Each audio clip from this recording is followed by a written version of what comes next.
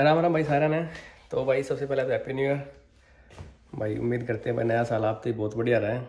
और खुशखबरी थी भाई, मैंने कही थी भाई अपनी वेबसाइट लॉन्च होगी। तो वेबसाइट ऑलरेडी लॉन्च हो चुकी है भाई, विजिट करके देखो आप। और वेबसाइट में नीचे कॉलम दे रखे हैं हम रजिस्ट्रेशन का, वहाँ आप रजिस्ट्रेशन करो। और उसके बाद का जो आगे का प्रोसेस है वो अपनी हमारी जो टीम है वो अपने आप कॉन्टैक्ट कर लेगी।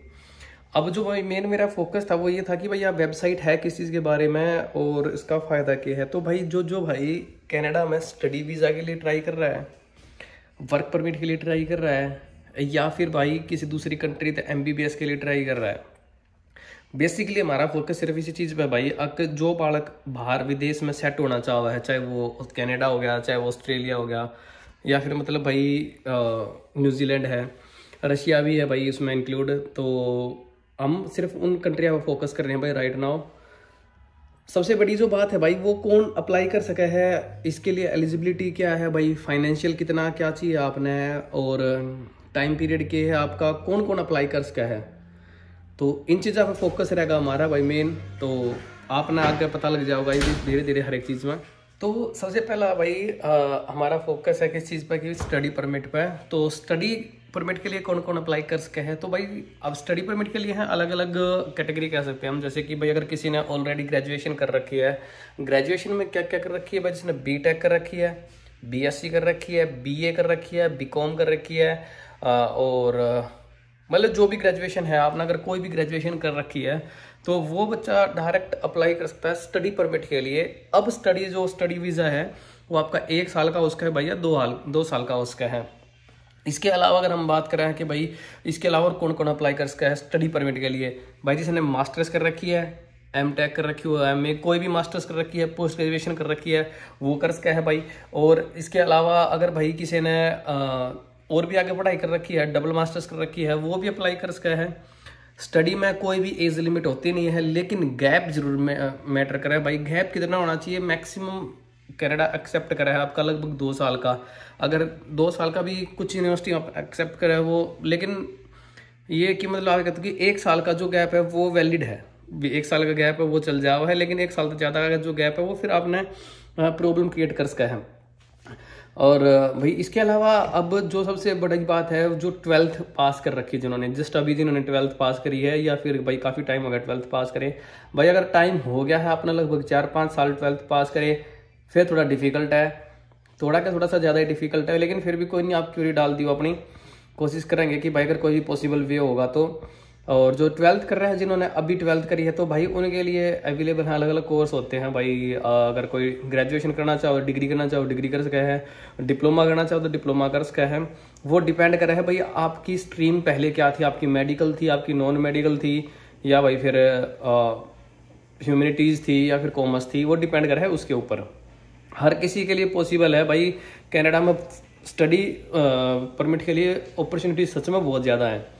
ओके, इसके अलावा भाई अगली बात करें फिर हम वर्क परमिट की। तो भाई नेक्स्ट कैटेगरी है अपनी वर्क परमिट की, जिसके ऊपर भाई मेरा सबसे ज़्यादा फोकस है।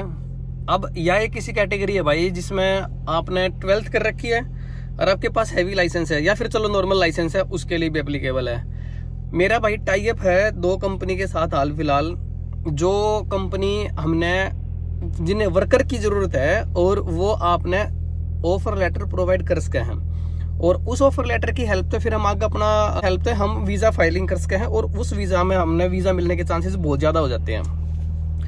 अब ये बात आओ भाई एक कौन कौन फाइल कर सका है इसने वर्क परमिट ने।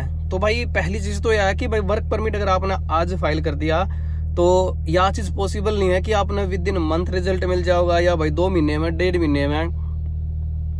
तो इसके में भाई टाइम लगेगा, सीधी जो बात है वो ये है कि भाई इसमें टाइम लगेगा थोड़ा सा। तो इसके अलावा अगर भाई कोई 12th पास है जिसका 3 साल का 4 साल का गैप है और उसके पास हैवी लाइसेंस है, तो भाई हम उसने डायरेक्ट यहाँ बुला सके हैं 1 साल के वर्क परमिट पे। 1 साल के वर्क परमिट में हम उसने डायरेक्ट यहाँ बुला सके हैं कंपनी के थ्रू, और 1 साल तक वो उससे कंपनी में काम करना पड़ेगा उसने 1 साल के लिए। अब भाई इसमें कंपनी अब इसमें दोनों चीज़ ऑफर करे है भाई, आपका रहना खाना पीना सारी चीज़ भी ऑफर करे है, लेकिन भाई फिर वो बात है कि उसके थोड़े बहुत चार्जेस ले आएंगे वो। अगर भाई खुद रहना खाना तो वो अलग चीज़ है, वो तो कंसेप्ट अलग हो गया कि भाई हमने अपना खुद रहना है। काम कंपनी में ही करना पड़ेगा भाई। यू अलाउड नहीं है कि आप कंपनी ने 1 साल की छोड़ के जा सकते हो। 1 साल का वर्क परमिट मिलेगा, उसके बाद वो एक्सपेंडेबल है, आप उसने एक्सटेंड करवा सको हो। जितना आप एक्सटेंडेबल है तो ऑब्वियसली सी बात है भाई आप उसने एक्सटेंड करवा सको हो।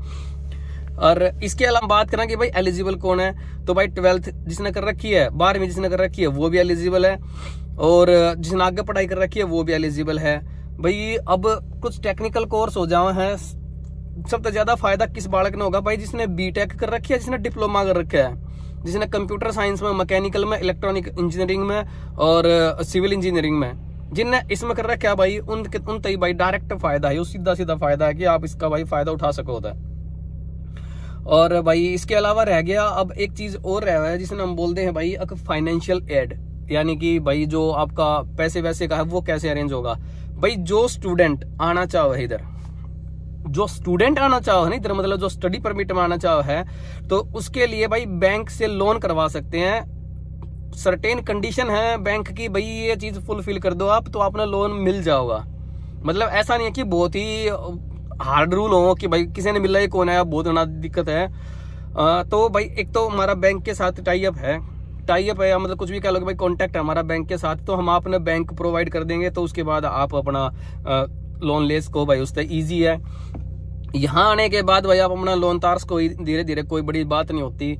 और भाई जो डायरेक्ट वर्क परमिट पे आना चाहे है उसने कुछ फंड्स दिखाने पड़े अगर इन द सेंस ऑफ, मतलब कि भाई जो कंपनी का खर्चा होगा, भाई कंपनी अपने खुद जेब तक खर्चा देगी नहीं शुरू में, क्योंकि भरोसा नहीं होता स्टूडेंट है भाई, मतलब जो उड़े ताव है अपने इंडिया ताव है, आड़ा आते के साथ अपना दूसरा काम पकड़ ले, कंपनी में छोड़कर भाग जा, तो वो चीज पॉसिबल है नहीं कि भाई कंपनी सारा खर्चा खुद बियर कर ले, 15-20 लाख रुपये लगा कर कंपनी उठे तो बुला ले और आवे और आते के साथ फिर भाई रफू चक्कर हो जाए। कबूतरबाजी वाला काम, वो कबूतरबाजी वाला काम अपने पास है नहीं भाई, जेन्युइन काम है, ओरिजिनल काम है, कोई डॉक्यूमेंट स्कैम नहीं, कुछ भी नहीं है, ऐसा नहीं है भाई। जो चीज होगी वो ओरिजिनल होनी है, बिल्कुल आपकी वेरीफाइड होनी है।